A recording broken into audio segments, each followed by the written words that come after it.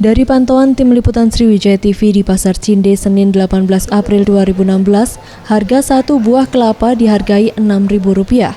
Sementara untuk kelapa yang telah diparut dijual Rp12.000 per kilogram.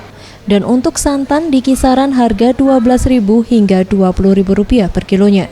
Menurut salah satu pedagang kelapa, Marhum Pale mengatakan, saat ini pedagang kelapa mengeluhkan dengan minimnya pasokan kelapa di pasaran, di mana kelapa kualitas bagus diekspor ke negara Malaysia dan Thailand, sementara kelapa dengan kualitas kurang bagus dipasok ke pasar tradisional di Palembang.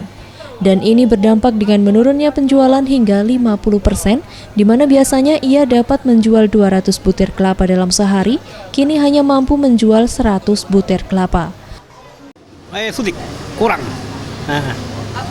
Masalahnya kelapa ini dibawa ke luar negeri.